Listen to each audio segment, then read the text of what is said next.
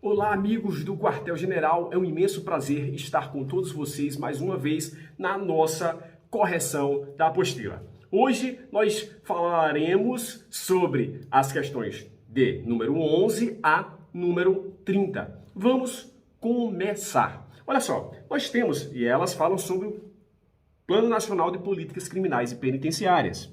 Nós temos o seguinte, o conceito de homicídio adotado pelo Plano Nacional de Políticas Criminais e Penitenciárias. O que acontece? Ele exclui as mortes acidentais, as tentativas e os homicídios culposos. Exclui? Sim. Sim ou não? Sim, exclui. Mas considera as mortes praticadas por agentes públicos no exercício do dever legal e todo e qualquer crime que tem como evento a morte. A exemplo do latrocínio. Certo ou errado, pessoal? Certo ou errado? Certíssima questão. Uma questão muito importante para nós, esse conceito de homicídio trazido pela lei.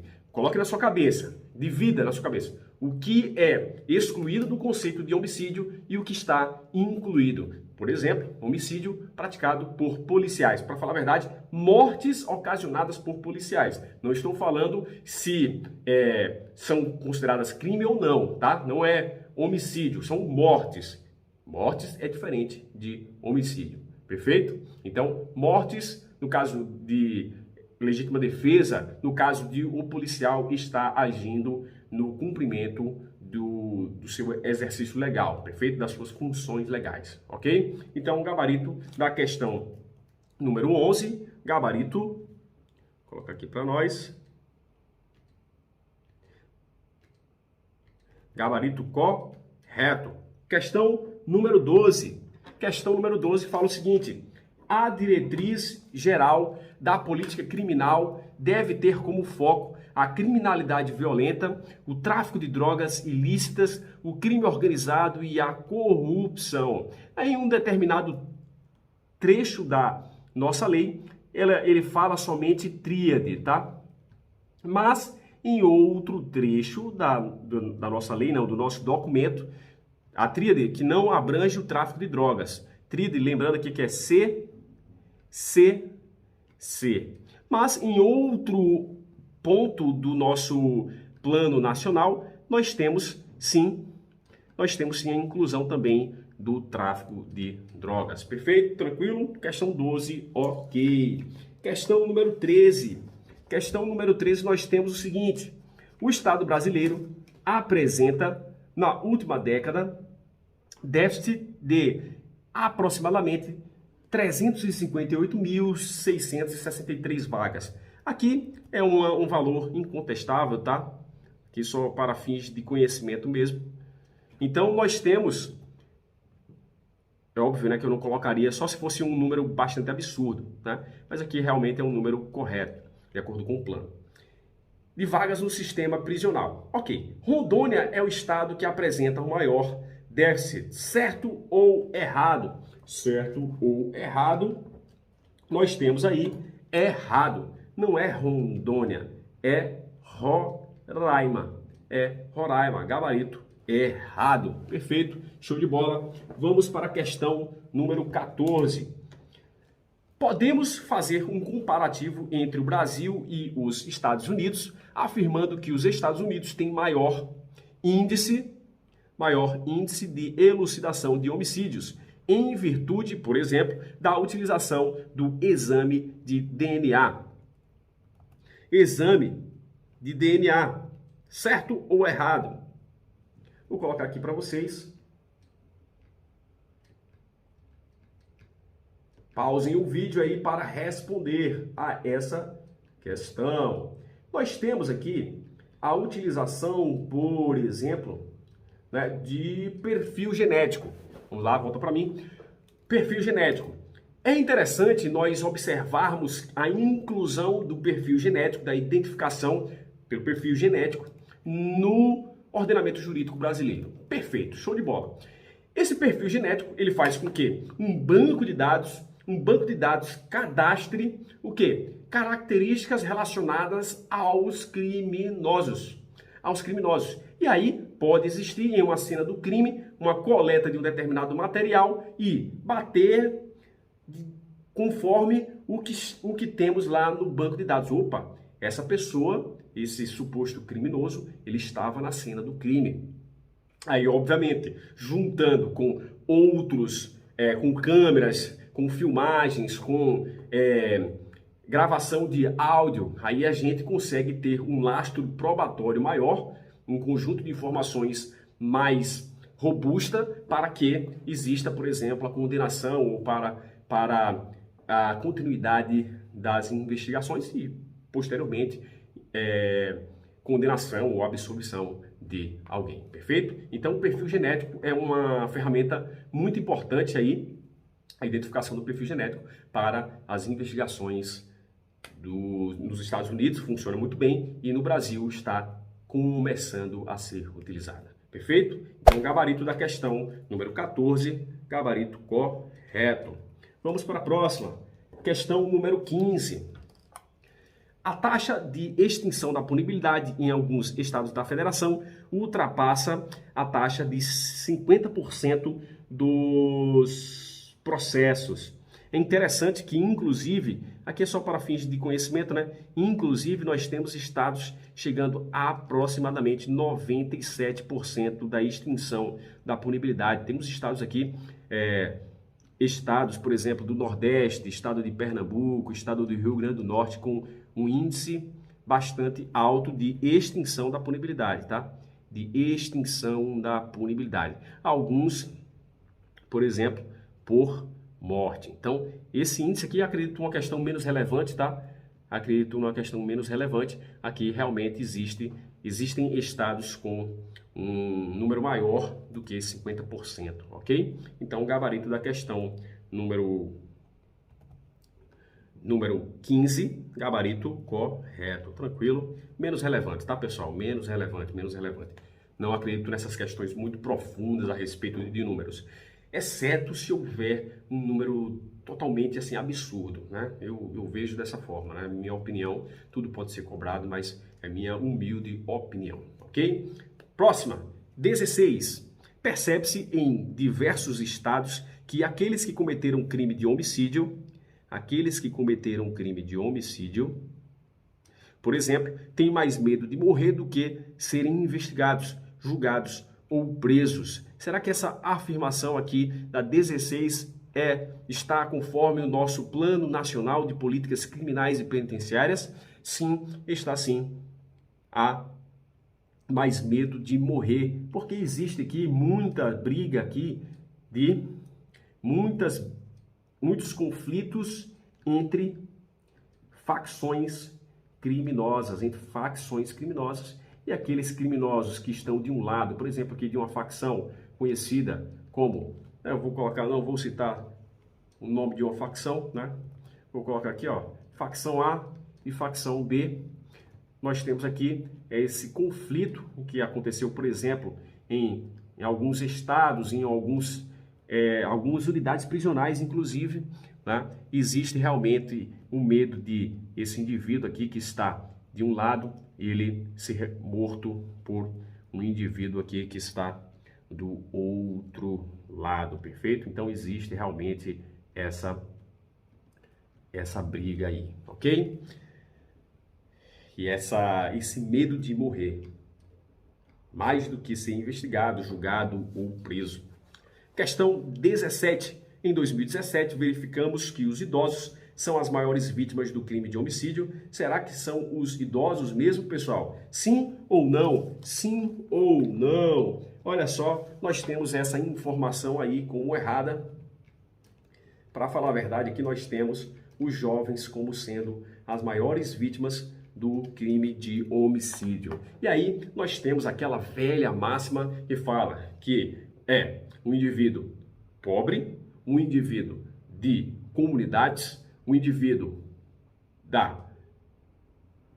negro, né? Negro, pobre, jovem, né? Da comunidade, enfim, são as maiores vítimas aí dos homicídios, né, conforme dados previstos aí no nosso Plano Nacional de Políticas Criminais e Penitenciárias. Ok? Tranquilo? Jovens, vamos para a próxima. Questão número 18. Questão número 18, nós temos: no modelo brasileiro atual, a prevenção aos crimes tem sido protagonista na política de segurança pública e de justiça criminal do país. Certo ou errado? O que vocês acham disso aí, pessoal? Certo ou errado? Certo ou errado? Certo ou errado? Olha aqui, é errado. Para falar a verdade, a protagonista nas políticas de segurança é a repressão. Não deveria ser, mas é a realidade do Estado brasileiro, ok? Não é prevenção, é repressão, ok? Então, errado. Questão número 19. Nós temos no tocante, deixa eu pegar aqui o meu laser, no tocante à resolubilidade de crimes, podemos afirmar que a Polícia Civil de Pernambuco se destaca. Vou anular essa questão, tá, pessoal? Vou anular essa questão, é uma questão muito boba. É uma questão muito boba, tá? Vou anular aqui. Vou anular para vocês. Acho que é muito uma questão muito irrelevante para falar. Ai, poxa, se cair, professor, ai meu Deus do céu, se cair, essa questão muito específica, tem outras questões muito mais interessantes, tá? Questão 20. Questão 20. Deixa eu pegar aqui meu laser, novamente. Se houvesse um trabalho integrado entre os três pilares da justiça, que são polícia, Ministério Público e Poder Judiciário, como acontece na Task Force ou Força Tarefa, o combate ao crime seria mais eficaz. Inclusive, há uma passagem do nosso plano que fala que esses atores aí do sistema repressivo ou tripé do sistema repressivo deveriam atuar realmente em conjunto. E aí o que acontece lá é citado como exemplo a força-tarefa da Operação Lava Jato, em que atuaram em conjunto os delegados de Polícia Federal, os promotores, procuradores federais e o Poder Judiciário Federal, que conseguiram uma robustez de informações, né, um conjunto lastro probatório imenso aí e consequentemente conseguiram algumas condenações. É realmente necessário essa força-tarefa para que exista um combate ao crime seja muito mais eficaz. Então, questão número 20, nós temos aí gabarito correto. Questão 21. A delação premiada é um instrumento eficaz, bastante eficaz, na repressão ao crime, já que o criminoso ajuda o aparelhamento estatal com informações relevantes sobre o crime cometido e seus autores. Vocês acompanham lá na lei, por exemplo, um exemplo aqui, Lei de Drogas, Lei 11.343, essa figura da delação premiada, da colaboração premiada, e aí havendo a redução lá, se não me falha a memória, de 1/3 a 2/3 da pena, é isso? Então, é um instrumento muito importante aqui, muito eficaz para as investigações, porque um indivíduo que estava atuando lá na atuação criminosa, na execução do crime, por exemplo, ele tem informações muito mais precisas a respeito do modus operandi ou da execução de determinado crime. E aí, em contrapartida, ele ajuda o Estado, mas o Estado ele proporciona determinados benefícios, como exemplo aqui, a redução de 1/3 a 2/3 da pena no crime lá, na lei de drogas. Então, é uma via de mão dupla. É um instrumento bastante eficaz? Sim, bastante eficaz, sim. Próxima, questão 22, nós temos o programa de fortalecimento das polícias judiciárias tem 5 eixos principais. microdelinquência delitiva, crime organizado e narcotráfico, criminalidade violenta, corrupção policial e desenvolvimento institucional. Certo ou errado? Certo ou errado? Nós temos aqui errado. Não é microdelinquência, mas sim macrodelinquência. Beleza? É errado. Próxima. 23. As investigações no Estado brasileiro necessitam da interação das áreas de inteligência dos órgãos de segurança pública. Temos aqui diversos centros integrados de inteligência de segurança pública. Centros integrados? Não temos centros integrados aqui no Estado. Existem centros integrados, mas temos diversos centros integrados? Diversos não. Temos pouquíssimos centros integrados, integração dos órgãos de segurança pública, perfeito? O Plano Nacional afirma que é importante se perseguir os bens e valores provenientes das infrações, já que em determinadas situações ela é mais importante do que a condenação ou prisão do infrator. Sabemos que os criminosos, eles às vezes passam pouco tempo na penitenciária, nos estabelecimentos penais, e aí eles voltam e gozam do produto, dos bens, dos valores auferidos lá na execução do crime, ou dos bens e valores provenientes do crime. E aí é muito mais importante retirar esses bens, esses valores, pesando ali com a pena, né? É muito mais importante retirar esses bens e valores do indivíduo, ok?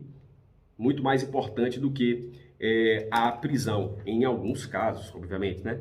Em alguns casos. Então, gabarito da 24, gabarito correto. Próxima, questão 25. O plano afirma que pode ser investigador, o delegado de polícia, e às vezes o Ministério Público, o próprio Ministério Público. Será que está certo ou errada essa informação? Vocês veem lá no Código de Processo Penal essa informação sim é uma informação correta. Lembrando que somente o delegado pode ser presidente do inquérito policial. É algo exclusivo do delegado de polícia, perfeito?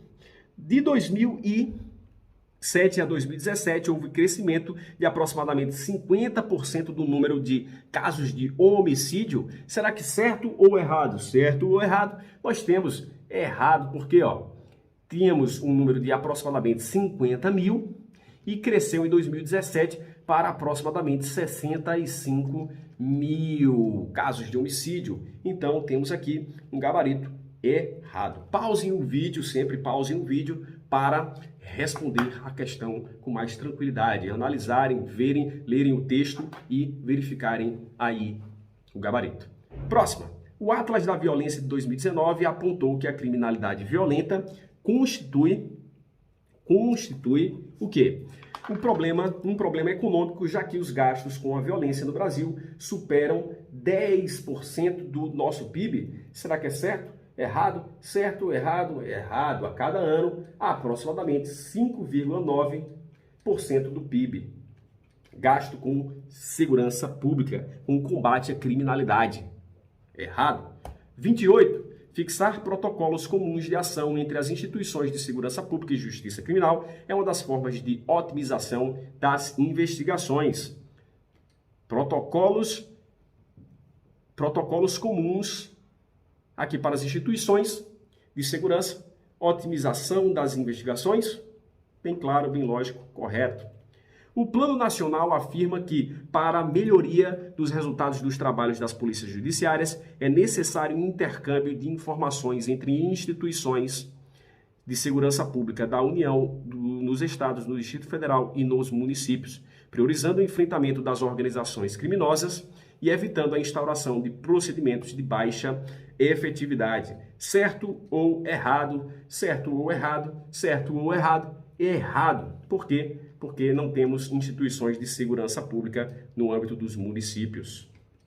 Por último, nós temos, para melhores resultados na atividade de segurança pública, propõe-se implantar núcleos de inteligência policial nos 26 estados e no Distrito Federal, com participação conjunta dos setores de inteligência das polícias federal, rodoviária federal, civil e militar, Ministério Público e do Sistema Penitenciário. Certo ou errado, nós temos sim que essa questão é certa. Devemos ter aqui não só órgãos de segurança pública, mas também MP, mas também sistema prisional. Perfeito? Tranquilo? Fácil? Muito fácil. Até a próxima.